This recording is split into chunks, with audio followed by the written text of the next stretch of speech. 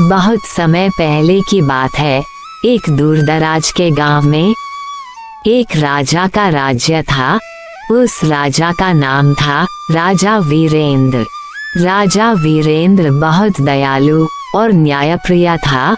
उसके राज्य में हर कोई खुशहाल था और लोग उसे अपने दिल से पसंद करते थे।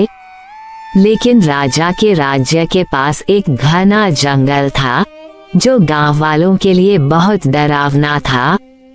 इस जंगल में अजीब अजीब घटनाएं होती रहती थीं और लोग कहते थे कि वहां एक भूत रहता है। उस भूत का नाम था लुलू। लुलू पहले एक इंसान था, लेकिन किसी गलती के कारण उसे एक भूत में बदल दिया गया था। वह बहुत अकेला और दुखी था क्योंकि उसे अपनी गलती का एहसास था, लेकिन कोई भी उसे समझ नहीं पा रहा था। लुलू दिन रात जंगल में भटकता और कभी किसी के साथ बुरा नहीं करता था, लेकिन उसकी डरावनी उपस्थिति के कारण लोग उसे डरते थे। राजा वीरेंद्र के पास एक दिन खबर आई कि लुलू भूत ने गांव के पास एक लड़के को डरा दिया था। लोग बहुत डर गए थे और उन्होंने राजा से निवेदन किया कि वह कुछ करे। राजा वीरेंद्र ने सोचा, शायद इस भूत के पीछे कुछ कारण हो सकता है। मैं उसे समझकर इस समस्या का हल निकालूंगा।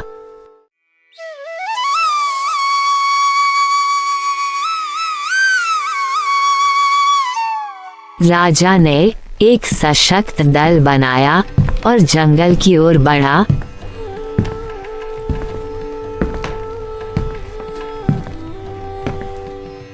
जंगल के भीतर पहुंचने पर उसे बहुत सारी अजीब सी आवाजें सुनाई दी। अचानक राजा और उसकी सेना के सामने लुलू भूत आया। उसका रूप बहुत डरावना था। उसकी आंखें लाल और शरीर आधा पारदर्शी था। वह राजा को देखकर रुक गया। राजा वीरेंद्र ने उसकी ओर देखा और पूछा, तुम कौन हो और तुम यहाँ क्यों डर फैला रहे हो? लुलू भूत डर के बजाय चुपचाप खड़ा रहा। उसकी आंखों में दर्द और पछतावा था। फिर उसने धीरे से कहा, राजा, मैं लुलू हूँ। मैं पहले एक इंसान था, लेकिन एक बुरी आदत के कारण मुझे ये शाप मिल गया। अब मैं एक भूत बन चुका हूँ और मुझे ये शाप भोगते हुए अकेले जंगल में रहना पड़ता है।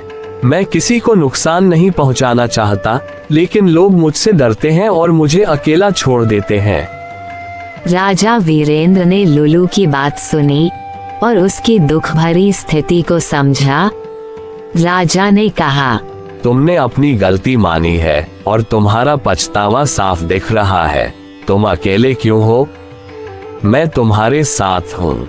हम मिलकर इसका समाधान निकाल सकते हैं।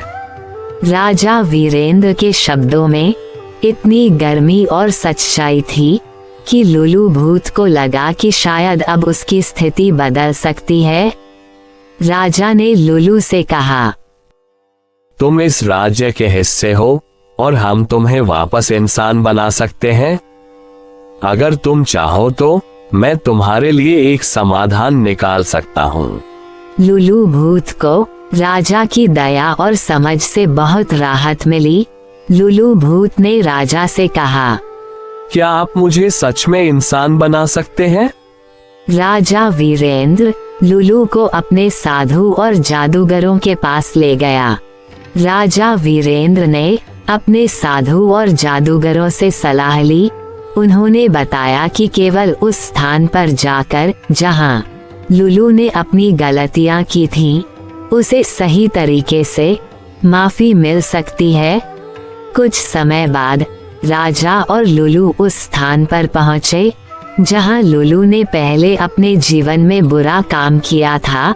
राजा वीरेंद्र ने वहां एक दुआ की और लुलू से कहा, तुम्हारे साथ जो हुआ वह तुम्हारी गलती थी, लेकिन अब तुमने उसे समझ लिया है। सच्ची माफी ही तुम्हें शांति दे सकती है। जादूगरों ने कुछ मंत्र पढ़े और लुलू को इंसान बना दिया। अब वो एक सुंदर युवक बन चुका था। लुलू ने राजा का आभार व्यक्त किया और कहा, धन्यवाद राजा, आपने मुझे दूसरा मौका दिया। राजा वीरेंद्र ने मुस्कुराते हुए कहा, अब तुम एक इंसान हो, अपना जीवन सही दिशा में जियो और दूसरों की मदद करो। ये तुम्हारा नया जीवन है।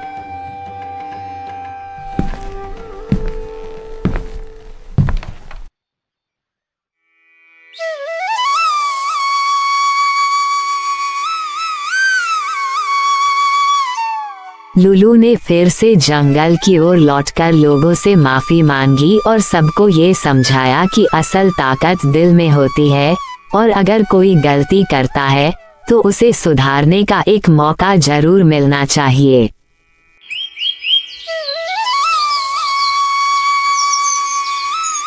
राजा वीरेंद्र का राज्य फिर से शांत और खुशहाल हो गया और लुलू भी अब एक अच्छे इंसान के रूप में जीने लगा। और इस तरह राजा वीरेंद्र की दयालुता और लुलू की सच्ची माफी ने एक नई शुरुआत की।